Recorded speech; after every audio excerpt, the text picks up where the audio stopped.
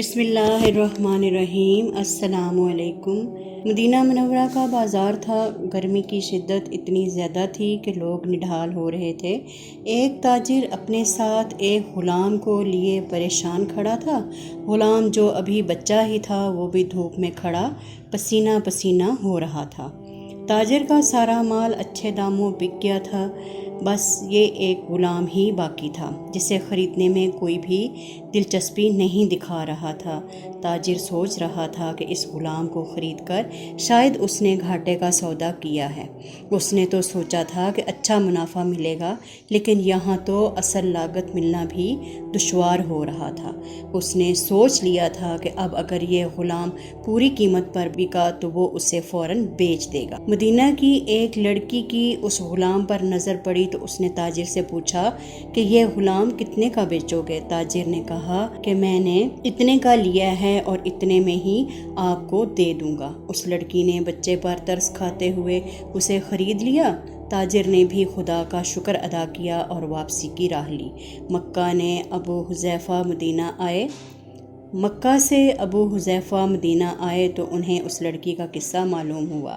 لڑکی کی رحم دلی سے متاثر ہو کر انہوں نے اس کے لیے نکاح کا پیغام بھیجا جو قبول کر لیا گیا۔ یوں واپسی پر وہ لڑکی جس کا نام سبیتا بن یار تھا اس کی بیوی بن کر ان کے ہمراہ ہو لی، اور وہ غلام بھی مالکن کے ساتھ مکہ پہنچ گیا۔ ابو حذیفہ مکہ آ کر اپنے پرانے دوست حضرت عثمان بن عفان سے ملے تو انہیں کچھ بدلا ہوا پایا اور ان کے رویے میں سرد مہری محسوس کی۔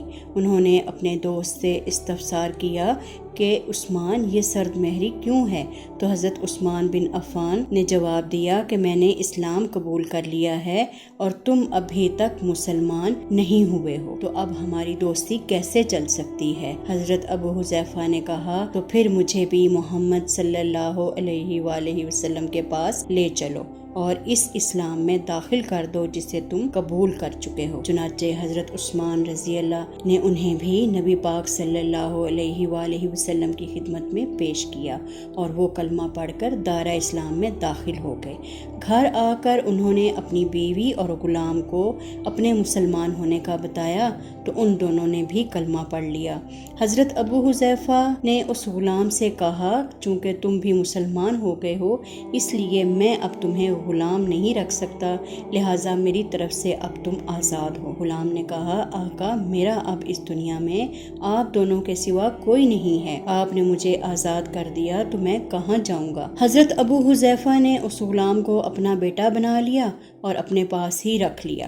غلام نے قرآن پاک سیکھنا شروع کر دیا اور کچھ ہی دنوں میں بہت سارا قرآن یاد کر لیا، اور وہ جب قرآن پڑھتے تو بہت خوبصورت لہجے میں پڑھتے۔ ہجرت کے وقت نبی کریم صلی اللہ علیہ وآلہ وسلم سے پہلے جن صحابہ نے مدینہ کی طرف ہجرت کی ان میں سے حضرت عمر کے ساتھ حضرت ابو حذیفہ اور ان کا یہ لےپالک بیٹا بھی تھا۔ مدینہ پہنچ کر جب نماز کے لیے امام مقرر کرنے کا وقت آیا تو اس غلام کی خوبصورت تلاوت اور سب سے زیادہ قرآن حفظ ہونے کی وجہ سے انہیں امام چن لیا گیا، اور ان کی امامت میں حضرت عمر جیسے جلیل القدر صحابی بھی نماز ادا کرتے تھے۔